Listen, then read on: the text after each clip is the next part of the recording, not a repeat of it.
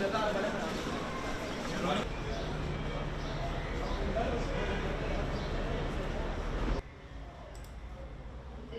gelmiyor.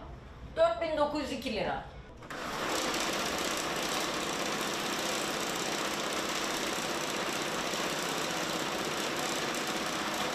The size of the rate hike was not expected, although the direction was expected, because after Mehmet Simsek was appointed, when he mentions that there is nothing but to return to rationality, there's going to be transparency and consistency, we assumed that turn to rationality implied a turn to orthodox policies.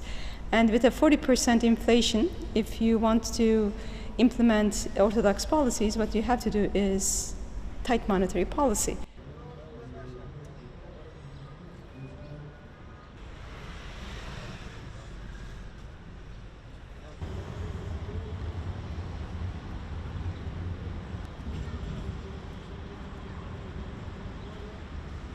So in order to offset these pressures, first you have to offer an interest rate that is positive enough in real terms to discourage people from consuming, so they will either save, they will put their money in a bank account, or they will think of the loan rate that they get from the banking sector that is high enough to discourage them from getting a loan. Either way, consumption slows down, and then inflation expectations start coming down.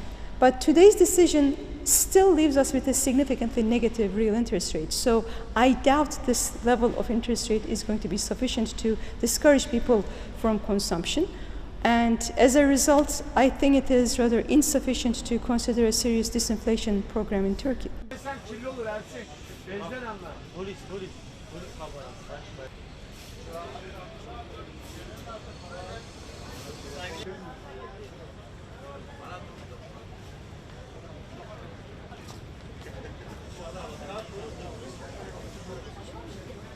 But I think with the current interest rate, which is not going to be sufficient to generate significant inflow of capital, so reserve supply probably is not going to increase enough to offset pressures on Turkish lira.